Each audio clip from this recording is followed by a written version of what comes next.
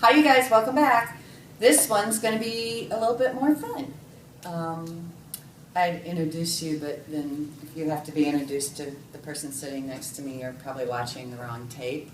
So, today's presentation is on QAPI, and as you know, Alicia is new in that role. So I thought, as I went through your interview guide and what was appropriate for all of you to know, that I could actually be showing Alicia that, or the examples, and giving her a chance to clarify some of the points that she may still be a little fuzzy on. Alicia has to date not gotten a complete evaluation.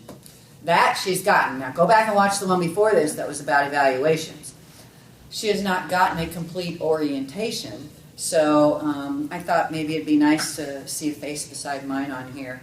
And Jody's was only 4 minutes and 41 seconds long, so maybe we'll put Alicia's face on longer than that. So get your interview guide out. Thank you for helping out, Alicia. Of course. And what is in the guide for QAPI that you guys have is on page 9. Remember, you have page 8 and 9. So on page 9, near the bottom, it's actually in the Director of Healthcare Services section. It's not in the Patient and Family section, but it's relevant, and they're going to ask you in another section that same question. The format for, it's the next to the last one, the format for maintenance of patient-family records is reviewed and updated as necessary. And that does involve all of us, because that regulation means that the med records and what's in them in the order, that it has a written, that we have a written policy or a written guideline at least, that all of these things should be in this section, all of these things should be in this section.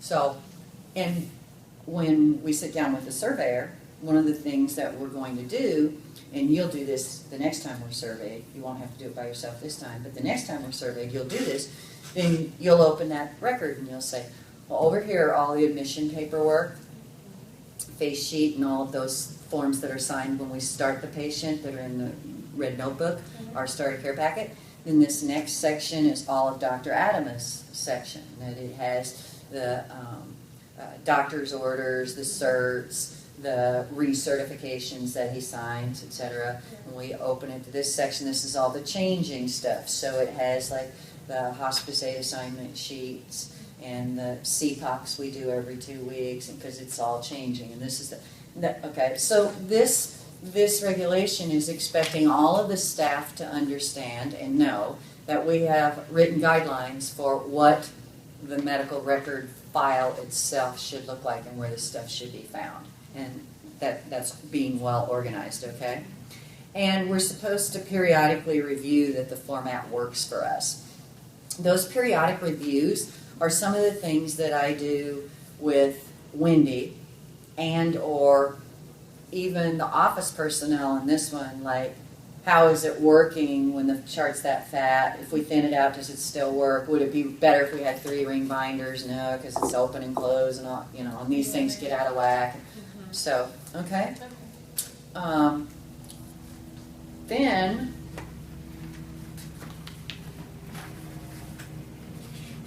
for the staff, if you'll go to your next sections, which were pages started on 18, but the QAPI comment is on page 19.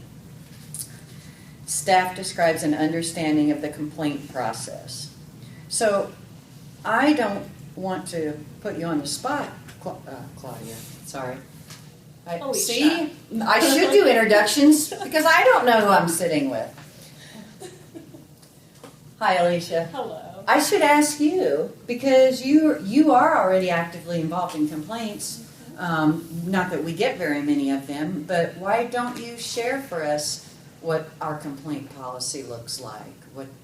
What comes to mind when you read the regulation that says staff describes an understanding of the complaint process? What comes to my mind is that they are able to explain to the family members if they do have a complaint, who they can contact that for. So obviously first we want to contact in office, so either going to Jody or having the family call Jody directly, or myself if Jody isn't there, and then we can follow up with the family, get their understanding or what's kind of gone on, and that has to happen within the 72 hours, and following up with any kind of complaint. After that, then we have to decide on our plan of action and take those steps, but every complaint should be resolved within 2 weeks. Excellent. That's great. Absolutely. And not only is every piece of that right, but we far exceed what our actual written policy is. We never wait 3 days to follow up on a complaint. And a complaint is defined as anything that the patient or their family would like to have happen differently, anything at all. And so if they talk to the case manager and have a complaint, as soon as we know about it, we're on it, whether it's with the equipment company, etc. There are forms that you'll fill out, and when one of the staff comes to you as the QAPI person, it's best for you to fill the form out, because we don't get enough complaints that the rest of the staff would need to know. You guys don't need to know how to fill the form out. You just need to share the complaint immediately. And then, Alicia, you've filled this out before, so you'll fill the form out and, and ask the description and the investigation, etc. And now that we have a director, you'll have it handed on to Jody, and she'll do her investigation or whatever. Eventually it makes its way to me. And I also keep a log, an actual log for the year, and anytime there's a complaint, I log it on, and then the one-page log will have however many we got for the year. So nicely described. Okay, well done. So staff, what else can any of you out there tell me about complaints? When do we talk about them? I bet you know. Every IDG. I knew you knew. You knew too, didn't you? You guys said it. Yeah. Okay. So, the next QA-related staff reg is on page 22 of your interview guide, and it is Hospice 2, 4C, 3C, which is the third one from the bottom. IDG members describe the process for integrating the data elements into the performance appraisal program and describe one example of the utilization of the aggregated data for improving a problem. What? All right. This is the big one, and this is really why we're sitting here today, because that description right there, what they want you to do is tell me what the QAPI program is. You're an IDG member, so what is QAPI? So that's really why I wanted to do this presentation for you, because QAPI, which stands for what? Quality Assessment Improvement Performance. Performance Improvement. That a girl. Yeah. That's good. That's great. And you know what? And that's a perfect example, by the way, of what happens when you're under the microscope. That's why I want to do this for you guys, because even when you know it, backwards, forwards, do it right every day, when a surveyor looks at you and asks you the question, You get nervous. yeah, so that's beautiful, but you know the answer's in there. Yeah. And so she'll let the answer come to you. Mm-hmm. She knows you've got it. So quality assessment, performance improvement. In general, what that is it's a set of guidelines, which the conditions of participation, and they're here in our QAPI manual. You guys know the conditions of participation are the federal regulations that govern what we have to do. I think it's important to also say that the QAPI manual is in my office, along with all of the other manuals that are on that wall too, in case you guys need it. Perfect. Great. So we have the conditions of participation, which tell us what we have to do. Then we have our own set of policies and procedures, which all of you have in your 3 ring binders, you have that chapter is the one chapter out of the great big P&P manual that you have every single page of. Chapter 8, the QAPI chapter, because every one of you is on the QAPI committee. Every one of you is a part of what we're doing. We're assessing the quality of our care for the purpose of improving our performance, okay? So you have all of Chapter 8 in your policy and procedure manual. There are our own policies that mimic what the conditions of participation tell us we have to do. One of which thing is to have a written plan. And every year we review to see if our plan still covers everything we're supposed to. The written plan is in here. You have a summary statement of the written plan's contents that I handed you at an IDG. And that sheet was titled Quality Assessment Performance Improvement Team. And it's an outline. And that form explains to you that everybody's on the team. Who's everybody, Alicia? Every single person that we work with, our DME company, our pharmacy, every single person that we come into contact with that helps our hospice organization is on the QAPI team. Absolutely. Good answer. Good answer. So this question says, well, how do you use the data elements? Well, first of all, what's a data element? Okay?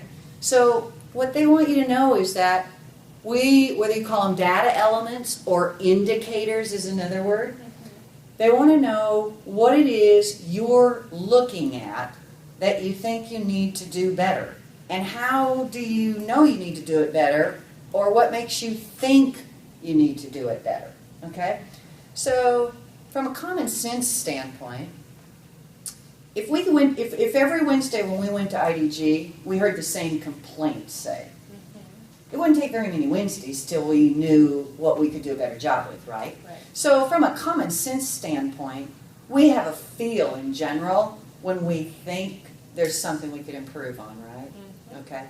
So if we felt that way, what would we do what would we do if we wanted that to be one of our indicators or one of our data elements? What would we do if we just sort of had this idea that maybe we could do a better job with that? Well, Just first talking you about want to look at all of the data, or what all of the complaints are about, who's involved in them, and keep asking yourself, well, why is this happening? Why do they keep complaining about this? Is there anything that we can do better to improve something? And just keep asking why and why and why until you figure out what we can improve on, and then go from there, I guess. That's a great answer. It's a great answer. And that why is the basis of what we call root cause analysis. When we identify a problem, we use root cause analysis and keep asking why. And to really confirm if we have a problem or not, we're going to measure the data. So one of the things that all the staff is involved in are chart audits.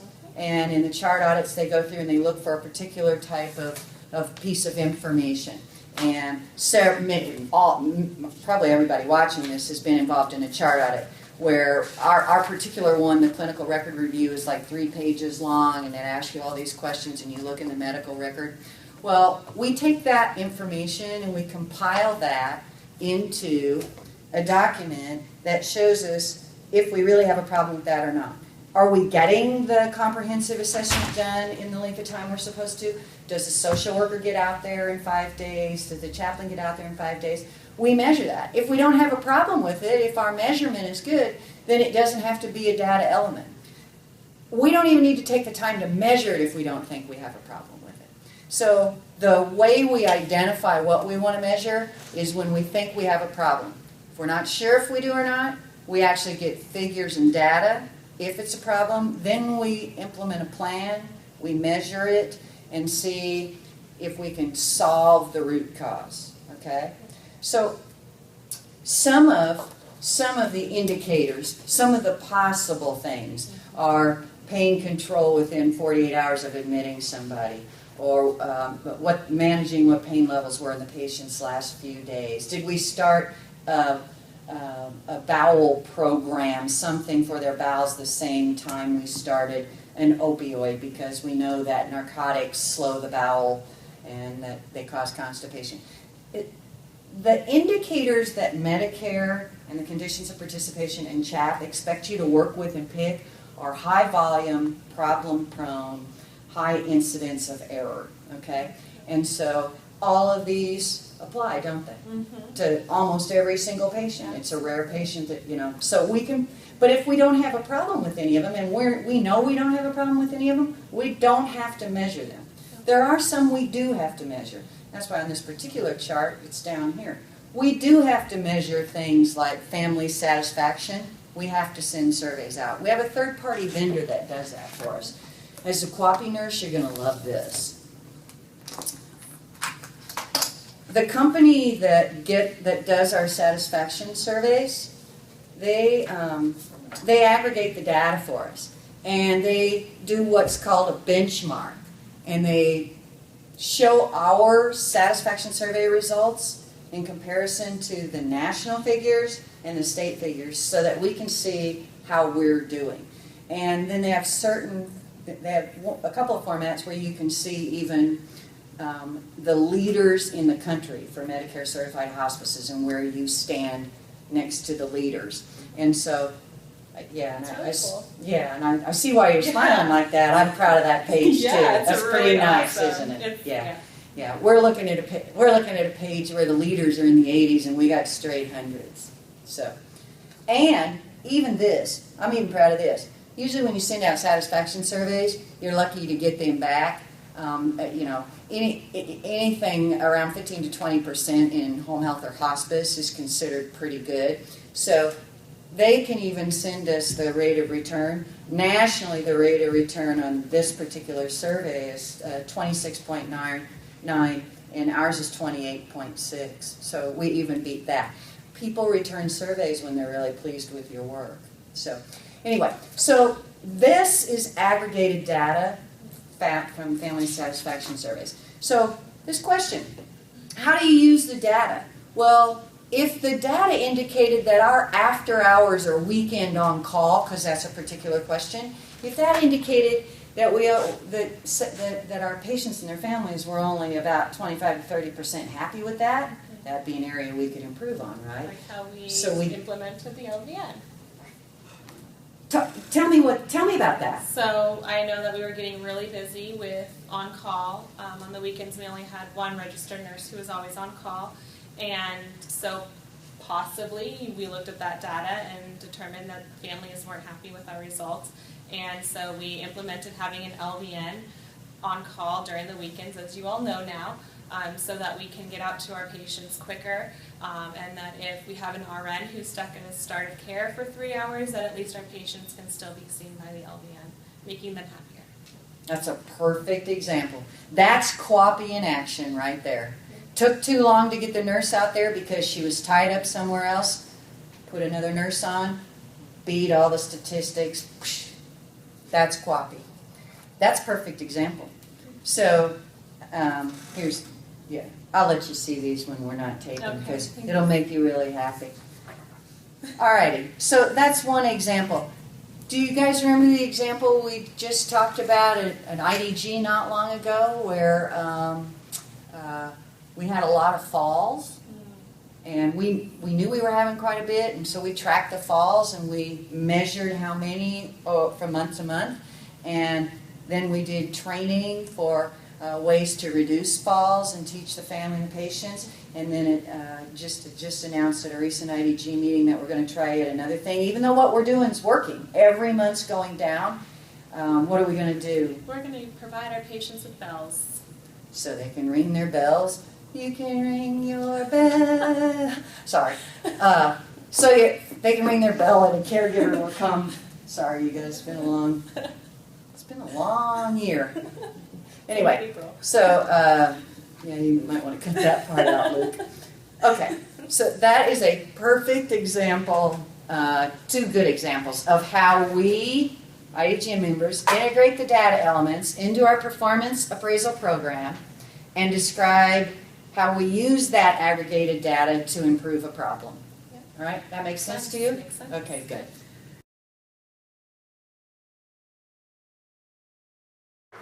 Welcome back. This is part 2 of our QAPI training with our new QAPI nurse. And in addition to the quality indicators that we measure, tracking, the audits, etc., there are big chunks of information we're required to keep and report annually.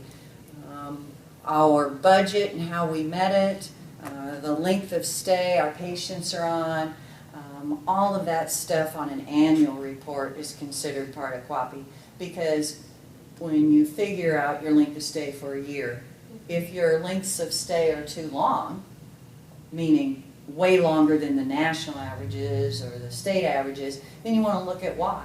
Maybe you're signing your patients on too soon. And so some of the data we're required to look at only on an annual basis. And you've heard me talk about the OSHPD report that I just got through doing in March. That has all that by diagnosis.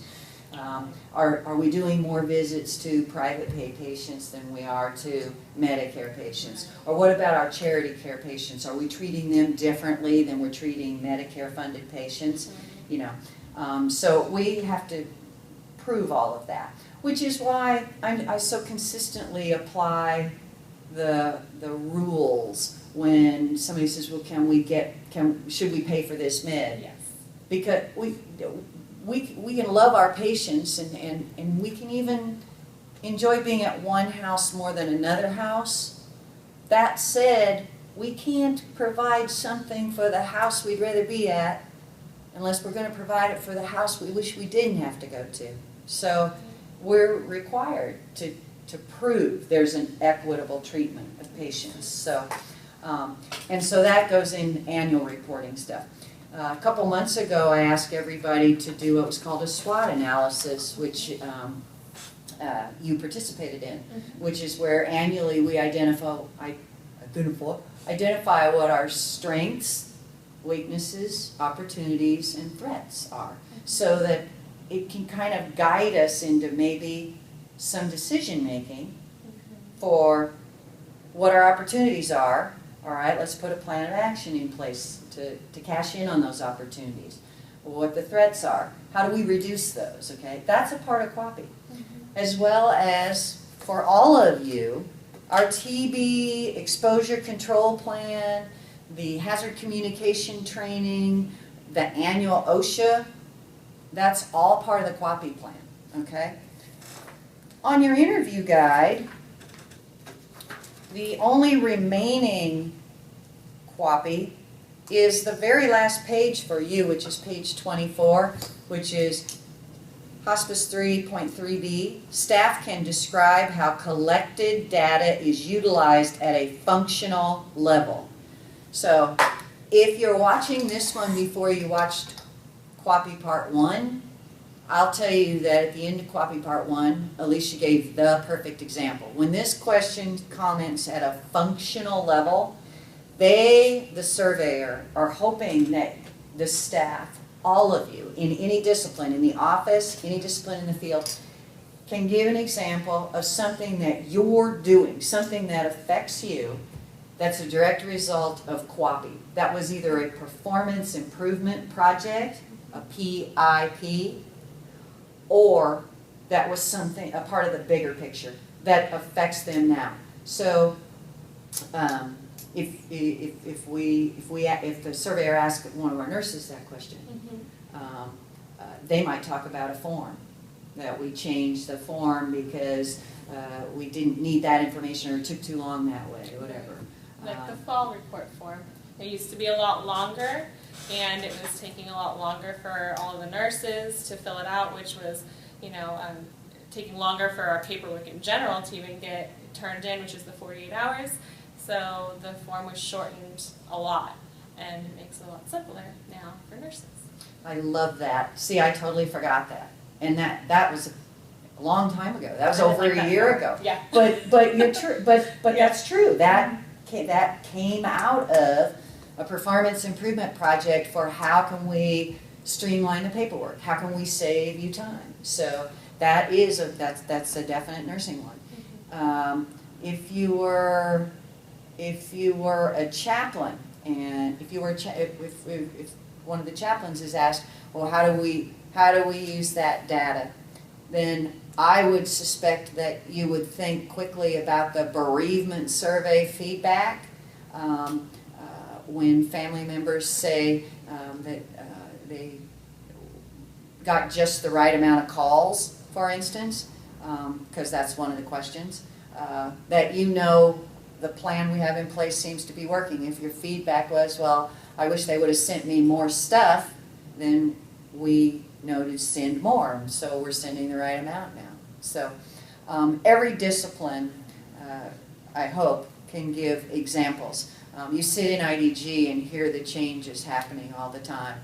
You get those printouts that have the bar graphs on them and the data, and you're rolling it. So that's it on your interview guide, but don't go away, because I still have to teach Alicia a few things, and that is that we report stuff quarterly, okay? And so if we go back to that calendar that we were looking at, that's, by the way, tabbed under the word calendar. So when we look at this calendar, this is a tool to help you see how often we should be doing something. So when we do patient-client satisfaction, how often? Monthly. Yeah, it's an ongoing basis. Those surveys go out, data sends them out on a monthly basis. And Audrey right now is compiling the names and addresses and who data is sending it to. For instance, on the patient-client complaints, all right, how often are we doing the complaints for our satisfaction, for our QAPI? When they come in, we fill out the complaints and the complaint form, right when the complaint comes in. That's right. We fill the form out when it comes in. And then as soon as I get the finished product, I log it into the thing. On a monthly basis, we look at how many we had, because if we seem to be on a rise, we kind of need to look and talk about why that's happening. So, and what about those clinical record reviews that you taught the staff to do and worked so hard? That you taught the staff to do before I even taught you how to do, by the way. So, yes, for those, please. Those of you, you probably didn't know that, because the way Alicia works, you never know that. But I've never even completely gone through this with her, so you did a really terrific job for not having that. So, well, these get done quarterly as well. So we just finished the first quarter, which was handed in the end of March. We summarize. We summarize the results of the quarter. Yeah. But how often can you do these? On an ongoing basis. Yeah, I could make you sit in here every day and do these every day all year long, but I won't. And so, and then at the end of the quarter, we aggregate the data, right? Okay. So what else is in this quality assessment performance improvement plan? Well, annually, I have to prepare an annual agency evaluation. I have to prepare it in March, you see on the calendar, and I present it to who? To the governing body. Here's a test question for you. Do you know who the governing body is? I do. It's Wendy and Donna. You do. You make me so proud. Well, you're So, a teacher. I actually thought I was going to stump you on that one. Really? Sort of. Oh, Yeah, that was cool, Alicia. You were I surprise you. Okay, so how often do I have to report those results? You have to report it annually, but And what month do I report it? in May. Yep. See, so here, just like, what's another part of the Quality Assessment Performance Improvement Program that everybody watching hears on a regular basis? Are there any adverse events? Because that's what we say every Wednesday, the adverse events. Now, just as a thought for you, because I could see a surveyor doing this, she will probably ask you, or you, if you think a fall is an adverse event. And the answer is yeah. So I'm answering for you because we don't come to IDG and say we had 3 falls today. Or instead, we aggregate your data and present it to you. But technically, an adverse event is something you didn't expect to have happen and wished it wouldn't have. I mean, okay. occurrence, adverse events they're not predictable. You wish they wouldn't have happened. Now, most of the time, when a surveyor is talking about occurrences, they're looking at something drastic. Was there a med error? Did a patient die? Those sorts of things. We don't have those kinds of occurrences. A sentinel event is the way you define when somebody dies. Okay? So our adverse events are patient complains of medication delivery maybe, and they missed a drug. The most adverse events we have are patient falls. All right? And we track those as they happen, don't we? Right. Okay? And aggregate the data monthly, right? Okay? So,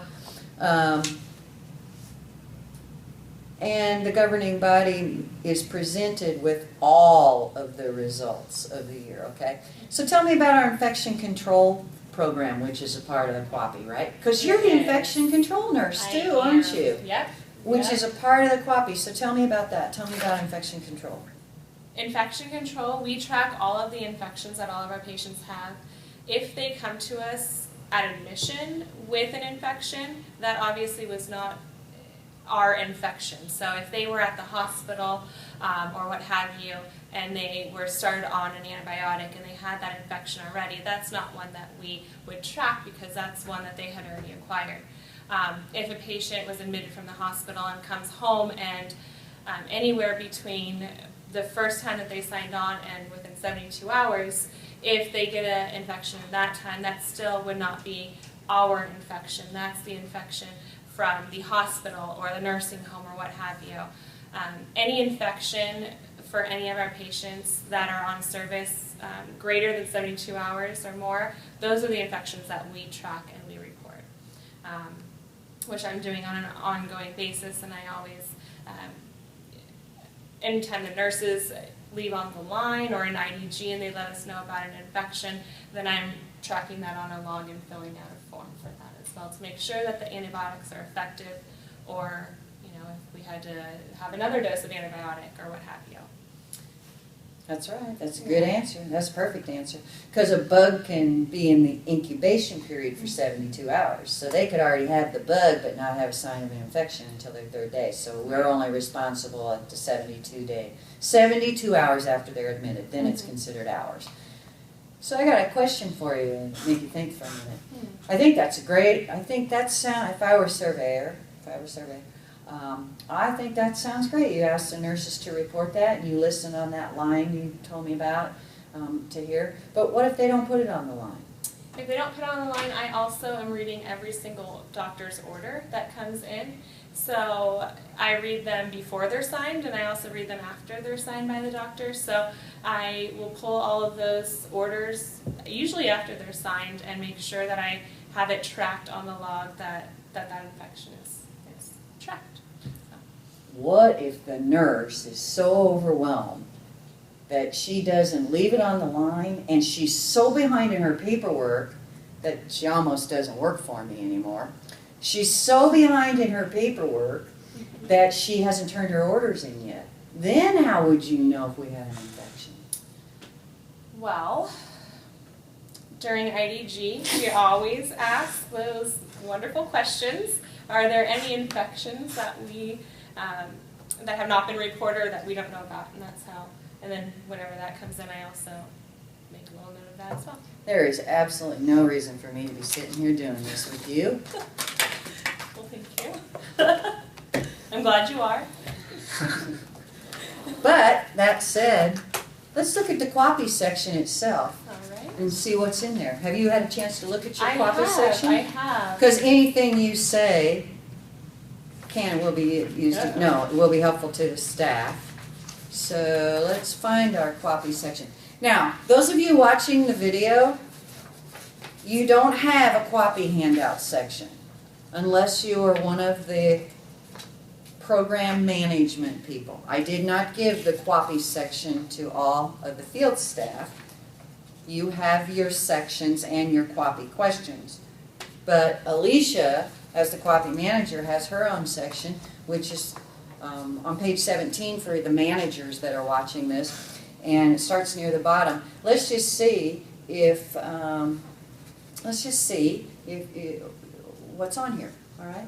So the first one, 6B, QAPI manager describes the rationale for the performance improvement process and the definition of specific service outcomes. You've already done that, sitting here. The rationale for the performance, and I'm sorry, am I looking at the two identicals, I believe? Yeah, so outcomes are targeted, and we benchmark, and that, oh, there's something for you, benchmarking against other, who do we use or what do we benchmark against?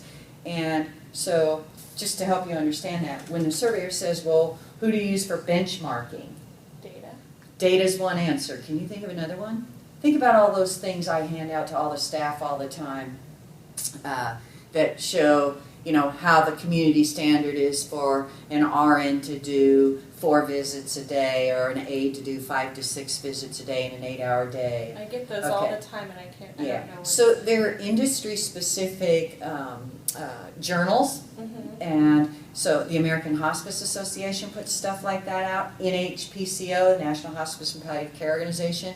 So we're benchmarked against them. Last summer, we participated in a pilot project with CHAPCA, the California Hospice and Palliative Care Organization. Remember, and we got benchmarked against 18 organizations in the county. Right. Yeah, so she's going to want to know that you understand that what are we comparing ourselves to?